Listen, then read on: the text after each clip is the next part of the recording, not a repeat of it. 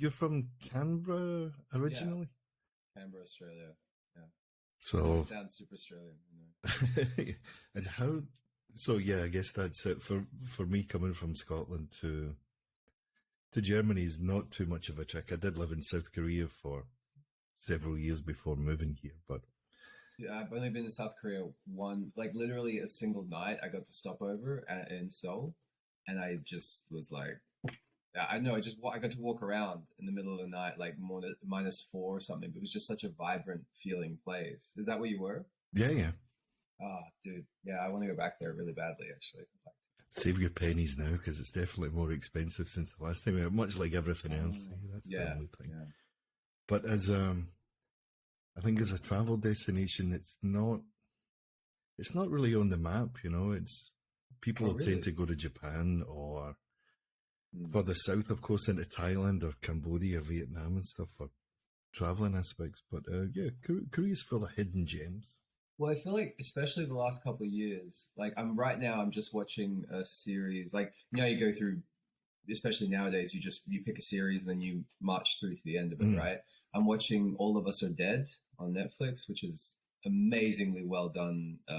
South Korean zombie, like high school zombie. It sounds way trashier than it actually is, but like I fell in love. Like, obviously Squid Game is really famous, but also they had another one called Sweet Home, which is all like monsters and stuff. Like Korean television and K-pop and everything has just exploded. So I imagine that the interest in that area has gone up. I'd hope, because they've got such great entertainment, like really, really interesting stuff.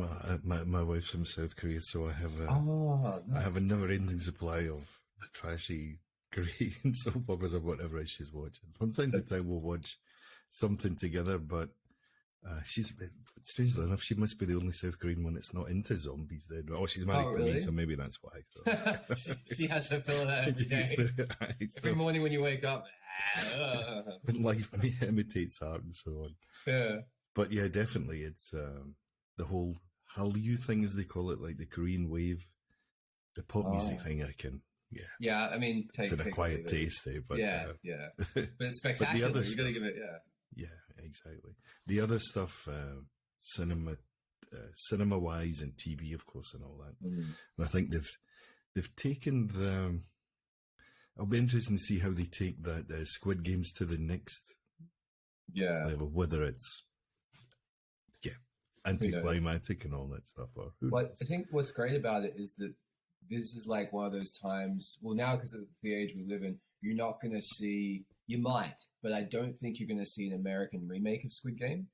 You know what I mean? It's not like there's going to be like, oh, this was a hugely popular thing, so we'll take it and put our. No, just Squid Game is popular on its own, and so the same teams and production teams that worked on that are going to work on the next one. And I think, like, Korean television has this amazing, or at least the ones I've seen, has this amazing way of getting you to invest in characters in a very short space of time. Like, really care about ones that live or die, have emotional weight when that happens. So yeah, they're very.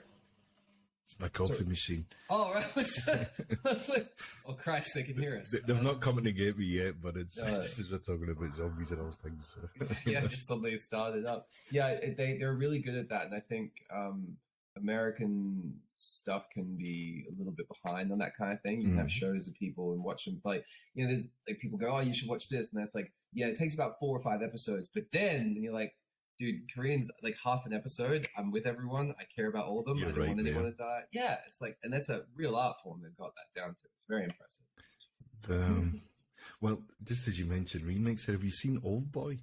Oh, no. Okay, so this is the one. It's been on my radar forever. I know they did a remake of it, which I heard was kind of. Well, exactly right. So I don't like anyone who's seen it. It's kind of sacrilegious if you. If you do. All right, you could, but don't tell anyone, right? Yeah. Was it Josh Brolin? I think it was, yeah, right. He seems like he'd be great for that kind of thing, but I think, I know, just I guess there was something so visceral. I mean, I love horror as well. Sorry, this is way off already. No, it's all good. But I love horror as a genre. I think that, like, comedy and horror, I mean, there's a video going around right now that's Jordan Peele, I think, talks about this, and I've held this idea for a long time. Like, comedy and horror are like this. It's the same kind of mechanisms. tension building and then popping and always expanding and stuff. And Korean horror is intense, like really intense, very visceral, very gut punching, very uncomfortable in a lot of ways. And yeah, I think Old Boy was not exactly horror, but that visceral, gut punchy intensity on the screen. And I don't know if the American one captures the same thing. Maybe it's too shiny or too sanitized. I don't know. I know that there's a great Swedish horror called Let the Right One In, and they did. Oh an yeah, American. I've seen that. Yeah. Oh, love that's what a movie that is. But like, I yeah, never saw the American... remake either, though. Right? Me either. So, like why? Why remakes... bother? Yeah. Yeah, you've done a perfect film. Why? Yeah, why bother? So I think with Squid Game and stuff, you probably won't see that. Because if I remember, the kid in the Let Right One has that such a pale complexion, right? He's just very, anyway, no spoilers of anyone. No spoilers. Anyone but it's an amazing. It's an amazing film. I think I've even read the book. Yes, I can't remember. It's that long time ago, yeah. But the book is somehow manages to be even more graphic and intense, and sort of deals with a lot more uncomfortable themes than the movie did, which was quite surprising. But, we digress. But yeah, anyway, so that's my South Korean connection. But I lived there for 17 years, so. Oh, what were you doing there? Most of them were not in jail, actually, so it was quite. Congratulations. Well done on making Thanks, it happen. man. I went there to teach, and when was that? That was in 2000. And then I kind of did my year that everyone does when they first arrive. You work in they call it an academy, so it's like a kids' preschool and then after school. And yeah, a year's enough for that. I moved there when I was 30, right? So I was, if you're 23 or something, you might have a bit more energy for it. But yeah, have you got kids? No. So, oh yeah. No. I apologize. Sorry. Sorry. How dare you? You know what there aren't enough of? Kids. I've got an old dog, man. That's more than enough to. It's not a euphemism. I've got an old dog to look after. Just in case we get any more trouble here. And overhears you. That first year experience it's a kind of mixture of both, because you're enjoying yourself as much as you physically can. We used to work on Saturdays as well back then. So yeah, your Friday night was a bit special, and the Saturday afternoon was a bit rough, but yeah. Yeah. And then I worked in a high school, and then ended up working in a university kind of setting for the 12, 13 years. So you kind of make this a career for yourself, a life for yourself. Yeah, absolutely. So yeah, that's the kind of long story short. But I come from the same hometown as Chris Davis. Okay. So we both come from Cumbernauld. If you've heard his Cumbernauld jokes, so that's I have. Well. Yeah. All right. Same. Does he paint a correct picture? Is it basically? Yeah. He's spot on. He's such a great guy, man. It's bleak. let's be nice and just say it's bleak. It's very, dude. I literally 2 days ago was in the Czech Republic, and like bleak. Ooh, like I was staying in a district called Misery. I'm like, oh, that's like just spelled with a Z, but it was 100% bang on. Brutal. So, well, having now visited the east of Germany, like Leipzig and Dresden and so on, maybe these cities have changed since the Berlin Walls come down, but East Germany always had a reputation of being a bit drab and a bit grey and miserable. But having grown up in Cumbernauld, that kind of... you felt at home? I can kind of empathise with the architects. Well, it is brutalist architecture, right, in Cumbernauld. It's very strange. What brutalist architecture is just all very straight lines, very uniform, no aesthetic to it. Everything's just like purpose, move on. Right. And someone thought this would be a great idea, so I don't know, maybe there was a hangover involved at some point, and the architects just kind of went, yeah, fuck it. Just squares, lots of squares, a few rectangles, move on. How much concrete do we need? That's what we'll do. All the concrete. We'll just fuck it all there. If we don't have concrete, we'll paint it grey. Funnily enough, having moved to my first memories of South Korea, other than being Baltic, because it was February, I think I moved there, I arrived there. So it was like -10 or whatever it was. It was some ridiculous. Proper cold. But I remember the plane coming into the old airport, as it was at the time, the old international airport. and all you could see from above was all these high-rise apartment buildings, like just rows and rows and rows. Yeah. I was like, all right, okay. Dude, So visions like that. You mentioned Japan before. One of the most like intense vision experiences I've ever had. Like vision might be the wrong word, but visual experiences was Tokyo Tower. I know. Have you ever been to Japan? I have, yeah, a couple of times. It's, I mean, stunning. I got a chance to go up to the top of Tokyo Tower. You know how there's the two levels, like the one you can walk around, and then that top one, which is right above, like, yeah, that high point. And I went up there, and it was night. And when I got up, I just walked out, and those red lights that stop planes from flying into the building, Right. just the field of them that went off in every direction endlessly. Like you couldn't see where they stopped. It was the first time, like what was I, 20, 21? It was the first time I ever had the sheer scale of humanity visually represented. And this isn't even humanity, it's just this one part of the world, right? But to just know that every one of those buildings is teeming with people in just every conceivable direction, and it doesn't stop. It was so overwhelming. It just burned into my brain. I was like scared. It was legitimately like, oh my God, it was so intense. It's a moment where you're not likely to forget. No. That area in South Korea that has become synonymous with the shitty Gangnam Style song, right? So that area, Gangnam, you could just they've extended the station there, the subway station, so it's maybe not as big as Shinjuku or something like that in Tokyo, but it's huge. Yeah. And you could just stand there or whatever exit, and you could just see thousands and thousands of people just continuing. You're like, coming from a smaller town in the west of Scotland, you're just, where are all these people going and why are they here? Yeah, it's mesmerizing. Like, I mean, I grew up in Canberra, Australia, and that is like, it is bush capital town, and everything is just super far away. Like, I went there, I was just over the Christmas break just there. It was the first time in like 6 years because of COVID and everything. And I was just completely bowled over again by how far apart everything is. They build, like in Sydney, they build everything massive. It doesn't need to be that big, but they're just trying to fill the space. Everything's so far apart. Walking anywhere, just everywhere's like just down the park's like a 10-minute walk. Everyone drives. If you don't drive, good luck to you. It's not going to be a fun experience. Like, God damn, it's fast, man. Well, it's just as you mentioned, thing in hours or days, right? Distance wise. Yeah, exactly. Yeah, trip up is like people go for a drive for lunch that's like 2 hours to their favorite lunch spot, but that's just how. But that's the thing too. It's all this vastness and just like nobody there. Like you go to the shops, or it's my hometown is like so hometown city. It's sort of the same thing, but it's like segmented into like districts, and each district has a central mall. That's what denotes where you are. It's like, you're here, you're in Tuggeranong, here's Woden, here's Belconnen, and like one's the north side, one's the south side, and people from the south side don't go to the north side, people from north, and so you're always just running into the same like 5 people in the shops every time you go.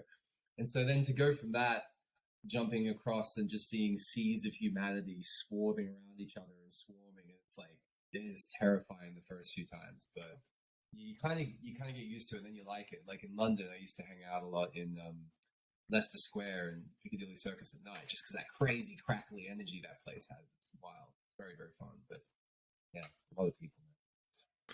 Well, that's a nice segue in, man. Nicely done. Your Insta bio says occasionally leave the house, but maybe less so these days. But so you just come back from tour. Mm-hmm, yep. And where was it? So it was, I don't even know how you pronounce this. It was Paris? Yeah, I started 3 days Zurich? in Paris.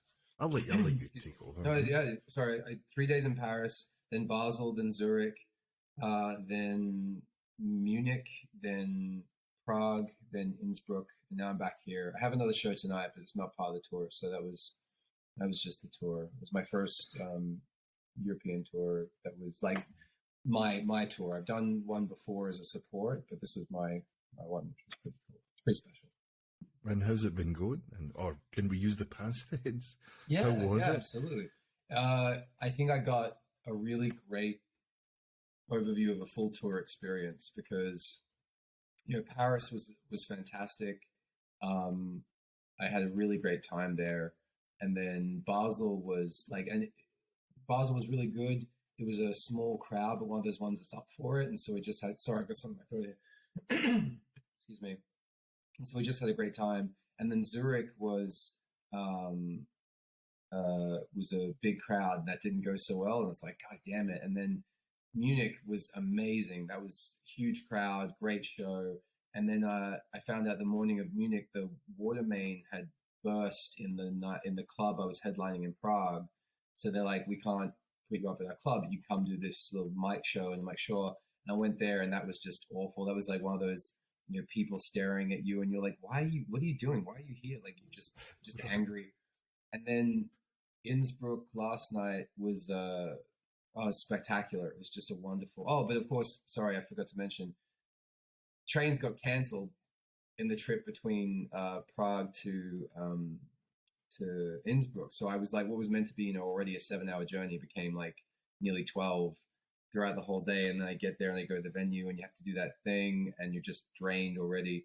But it was a great show, really amazing crowd. I did that one. I didn't have any support. It was just 80 minutes on my own, which was incredible. But then my goddamn camera just cut out 7 minutes into the show. Like, God damn it. But so it was like, all that to say, I had so much variance in the touring experience, canceled, like everything. So I think it was a complete tour experience. I feel very, very fortunate to have, even the shitty parts are like great. You know what I mean? It was really, really, I'm exhausted. I'm going to go back this morning, but I wouldn't have changed anything. I really enjoyed it. I think you got to have that type of attitude. Like, so I started playing. You probably see like a guitar. Yeah. But I'm a drummer by choice, I guess. So, right. But yeah, we've all played shows in near empty rooms, or there's a small appreciative crowd, whatever way you want to dress it up. But it doesn't matter. You're there. You just play. And do you find sometimes enjoy yourself? With those small crowds, when they're there for it and they want to play with you, that like, and you get in that flow state with them. It's amazing to have shows that are great with a big crowd that don't feel as fulfilling as I guess you'd say as like, when you're playing something or you're performing, there's like this sense of, you have this idea of embodying the best version of that thing you can be. And when you get to do that, when you have those, and when you have a show that's like much bigger and goes well, but you don't feel that same sense of embodiment, it's like, it was good, but it wasn't that thing. I didn't get to be that guy and do that thing and flow that way. It's always there's a very difficult way to explain that to people, because you say like, 12 people in this audience, and they're like, oh, that sucks. You're like, no, not really. It was amazing. No. It was incredible. We had a laugh, right? It was fun. It's a bit of a misnomer sometimes for other people who don't perform or have never performed on a stage or that, to get that feeling, right? It's just Of course, you also go through the other side of things where you're maybe in a bit of a downer and you think, I can't be arsed, or it's just life, But exactly, man. It's just, I think you would only be human to experience both of these things, the kind of highs and lows, as it were, right? It's all part of the learning process as well. Well, it's so, oh my God, process is exactly the right word. Like that was the thing I felt in Munich the strongest. That was a big room, beautiful crowd, great support, and just everything was going really well. And it did go really well, but it felt like I felt more in tune with the process of developing this set more than, just knocking it out of the park. It was like I could see myself working on this and the gears, and it's like, I'm not over the moon right now. I feel really good. I feel great about everything, but I'm more in the midst of working. I can feel that working thing just chipping away. Like that's also its own kind of unique, good feeling. But it's a weird one to describe, because especially when you start performing, you're either like right up here or right down here, and there's like no in between. Right. But now pouring through the middle, where it's like, this is the job, this is the job, this is the job. And then, when it stops being a thing and becomes a job, it takes on a different feeling. I think listeners might be curious to find out how long it's taken you to build up to an 80-minute set. Oh my God. It's been a work in progress. Oh, hey, if you want to be a comedian, commit yourself to 7 years of sucking balls, and then Chocolate, salty? I mean, does it particularly matter? Or Whatever you feel, whatever your just particular, all the balls. most sour balls you can. Just Okay. find the most sour grapes possible and just suck on them for 7 years. Especially the first, like doing comedy, the first 4 years. I mean, it must be similar to like learning a new instrument, right? It's just like the first 4 years we kind of like, You're a bit Then you try- clunky or a bit, Yeah. you're missing a bit of yeah. the brain's telling you could go someplace, but the functionality of it is a bit lacking, or And then your experiences a bit change slow. as well. Yeah, yeah. Well, and then like it's the same comedy. It's just like dealing with different things. Like if you have one show, like I remember there was, and I no doubt you will have felt this. There was a show I did in Edinburgh last year when I did the Fringe, and just my mic kept like through the show, and I was just losing my mind. And it got to a point where I just ended up snapping the mic off and just throwing it and doing the rest of it. Just I couldn't handle the buzzing. It was like drilling into my brain and making everyone do this every time. And it's like, but that's, you know, Expect the unexpected. yeah. Just little things like that. A tiny thing like a mic unhooking can undo your entire. It can undermine your confidence if you let it. And that happened on this tour actually. I got up on one set and just fell out. I'm like, okie dokie. Good evening. I'm a professional. Yeah. Trust me, I'm a professional, right? Famous last words. Yeah. So what was it? What was your road into the world of performing, then, whether it be acting or comedy itself? I know your bio says you're a writer as well. Yeah, I've. It's been a long road. Like it's a long story. Okay, so where would I start? So I actually I was doing drama all through school and stuff. I really enjoyed it, and like wanted to do acting and stuff. But my real first passion for performance, believe it or not, was as a professional wrestler. That's what I wanted to do. And I was like, we're talking the Hulk Hogan type. Oh yeah, maybe that's not the best cultural reference. But maybe not now. Yeah. When Hogan was dropping the N-bomb in that sex tape he released, I was like, I want to be like that. Okay, right. That's The Rock, then. Okay. The Rock. Right. Yeah, and all those. He's a good guy, right? So I grew up in that era, and I wanted to be that. Do you have the mullet and all that as well? Were you going for it? I had a lot of different things. I had like a gimmick with a jungle hunter hat. I wore a Mexican mask for a while. I had the boots and the shorts, and from 15 to 25, that's what I pursued. I was pursuing that, and that took me. I was doing it. I went from Canberra. I moved to Melbourne because that was where they were a bit more like serious about it. And then I got an opportunity to work in the Middle East for a little while, which just seemed like a cool thing to do. And while I was there, the company that I was working for in Melbourne fell apart, and I have a dual citizenship with Germany and Australia. So I was like, well, I'm over here. I might as well go to England and learn their style. So I went to England. I pursued that until 25. And then I started doing therapy, and I kind of changed everything a little bit. And I'm like, do you ever done therapy? Is that something you've ever had to go through? No. Oh, good for you. I was going to say, I had to think about that for a minute. I'm like, have I? Depends how many beers I've had, I suppose. It's kind of all joking aside, but no, I haven't had to really. There was a couple of sessions where I realized like part of the pursuit, like therapy is just like you start pulling one thread, and then a whole bunch of shit keeps coming out, and then you start seeing the way that one thread connects to a whole bunch, and the reason you're doing this is not really why you thought you're doing this, all that kind of stuff. So I had one of those moments, and I'm like, oh, okay, well, I guess I don't want to do. I just the kind of love for and pursuit of it, seeing what it was really for, just fell through, and I'm like, it's just reenacting some like. Oh, this is like, sorry, now I'm going to get into a whole other thing, but like basically, I kind of grew up in the area in which I was, even though it was a very safe area, there was some like, physical violence was never that far away. It wasn't like, I didn't grow up in like the hood or the ghetto or anything like that. Just my circumstances and environment, there was always that kind of thing present. So I was looking for something that emulated that, but didn't let me actually be hurt. And pro wrestling fit the bill, right? Plus I got to play the hero, which is, something you always want to do. So when I saw all that stuff, yeah, exactly. The kind of scales fell, and I'm like, I don't love this anymore. So you have to love it. If you're doing anything with arts, you got to love it, because otherwise, like, why would you put yourself through all the shit that we, all the endless journeys for no money, that kind of thing. So then I got yes, you did. yeah. I remember that very well. Right? How much did you Actually, make tonight? You're like, well, so, I tell you the first story great of time. my yeah, dude, it's a good story. That's the thing. Like the first ever paid gig I got, and this is something too. If you're a performer, you'll do things that don't make any rational sense. There's no like beyond. You're driven always beyond rationale. Like my first ever paid gig was in above London, just above a place called Epping, which is like the very. Do you know Epping? Yeah, so like the very Is it top not of like Epping Forest? Is that like the? yeah, so it's like okay, so if you imagine London's here and it's got all the tubes and everything, and the central line in London goes all the way up to Epping. Then you have to get off there and take a bus to go further north. And then I was in some gentleman's working club, and it was for £20 I was getting paid.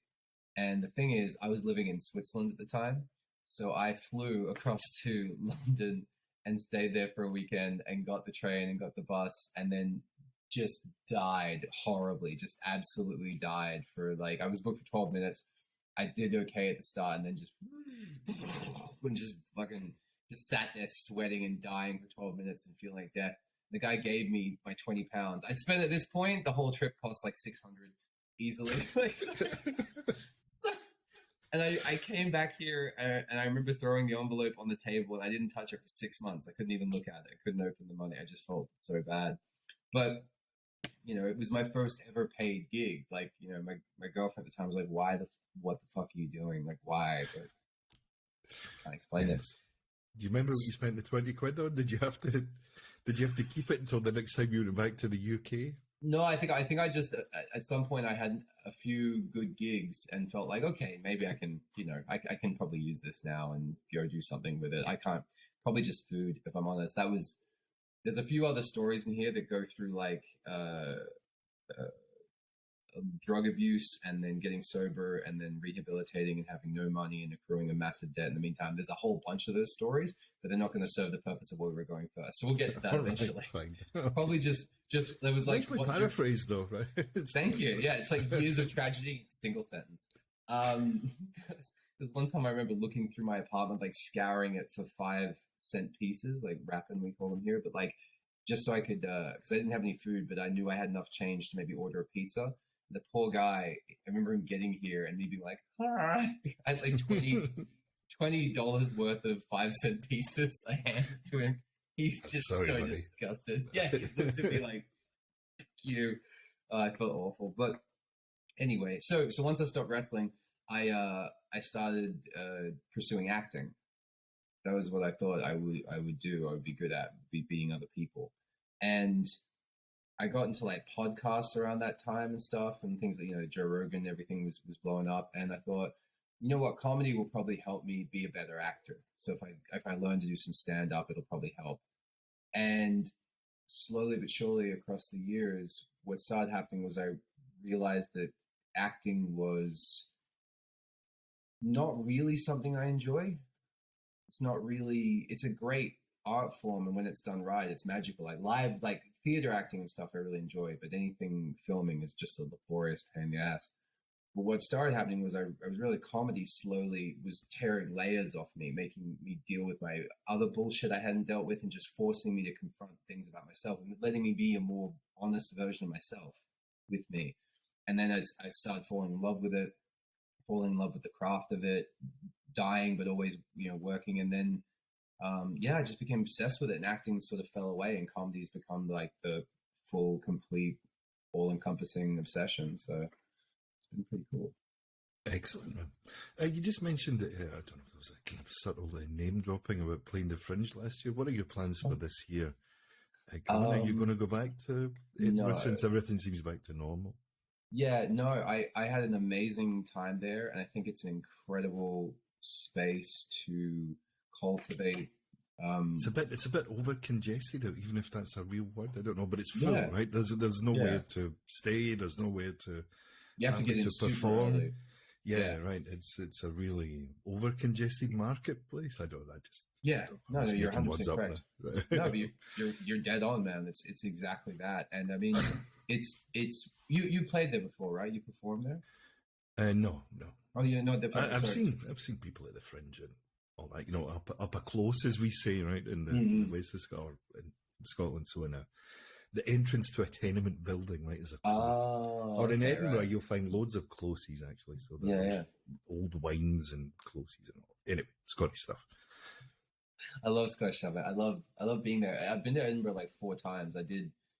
This was the first time I went was just for a week, just to see what it was like, and then the next time I went for a month, but I didn't have a show. I was just spot hopping and meeting people, and then I promised myself the next time I go, I would take a show there, and so that took 4 years, but I did, and it's you expect it to be kind of cutthroat because of all the competition, but actually it's like the most supportive environment, and that's how I met Chris Davis. Was there. I had to watching other performers do stuff makes you have to I've always been competitive with people, but this is like the most healthy form of competition I've ever felt, because rather than I want to dominate and crush you, it's like I need to find something in here that's better that I'm doing to be able to raising the bar, but in a really positive way from what you're saying. Yeah, thank you for fucking. I was a little clumsy with that. You really nailed exactly what I was trying to say.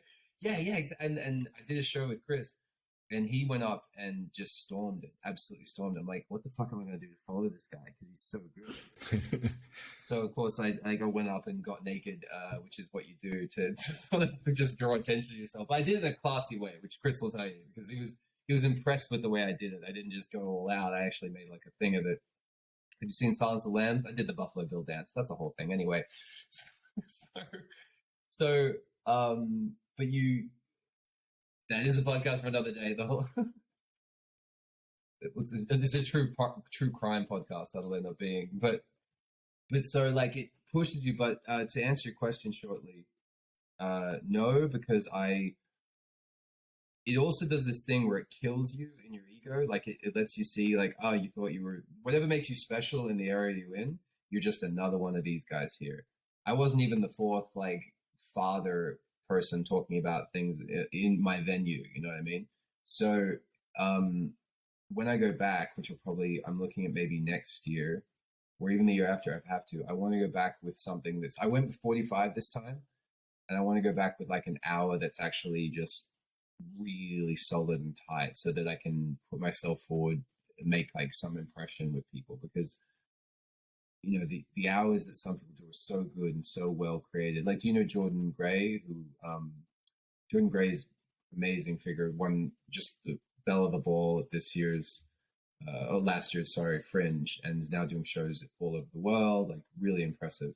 She's amazing, and she had a show. There's piano, there's singing, there's comedy. It's stand up, but she's doing all these things, and I'm just like, hey guys, how's it going?